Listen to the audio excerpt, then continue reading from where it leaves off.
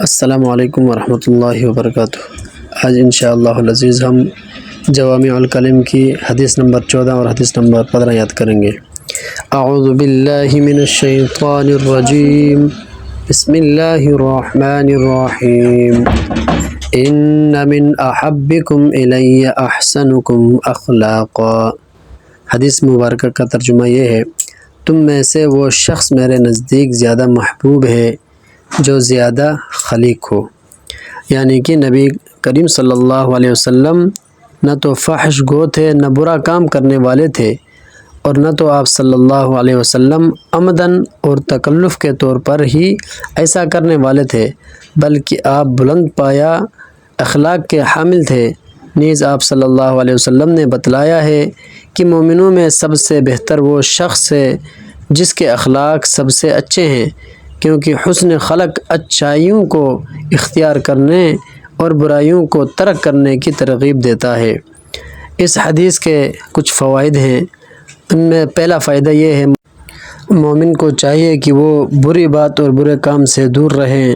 دوسرا فائدہ، تحمل سے کام لینا اللہ کے رسول صلی اللہ علیہ وسلم کے اخلاق میں داخل تھا، اس لیے آپ صلی اللہ علیہ وسلم سے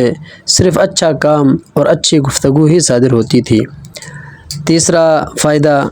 حسن خلق مومنوں کے درمیان مقابلہ آرائی کا میدان ہے، لہٰذا جو شخص اس میں سبقت لے گیا وہ مومنوں میں سب سے اچھا اور ایمان کے اعتبار سے سب سے کامل ہو گیا۔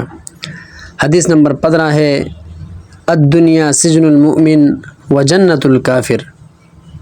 اللہ کے نبی صلی اللہ علیہ وسلم کا ارشاد ہے، دنیا مسلمان کے لیے قید خانہ اور کافر کے لیے جنت ہے۔ اس حدیث شریف کی تھوڑی سی تشریح سن لیں۔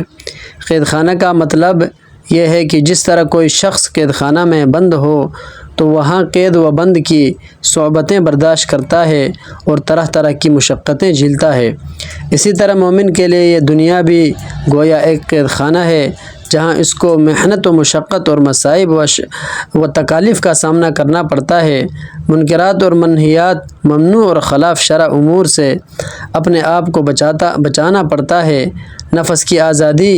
اور بے راہ روی کو ختم کرنا پڑتا ہے، اور طاعات و عبادات کی مشقتیں برداشت کرنی پڑتی ہے، یا یہ کہ مومن اس دنیا کو ایک ایسی جگہ محسوس کرتا ہے جہاں تنگی و گٹھن ہوتی ہے اور جہاں بود و باش اختیار کرنے کو وہ پسند نہیں کرتا، چنانچہ وہ ہر وقت یہی خواہش رکھتا ہے کہ وہ اس تنگ و تاریک جہاں سے نکل جائے اور عالم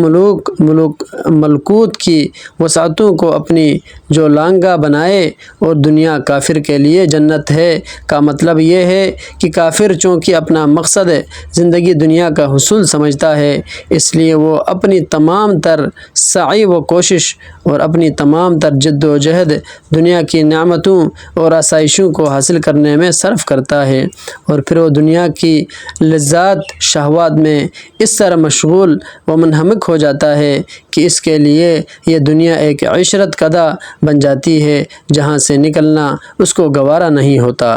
اللہ تبارک و تعالی مجھے اور آپ کو ان احادیث مبارکہ کو یاد کر کے ان احادیث مبارکہ پر عمل کرنے کی توفیق عطا فرمائے۔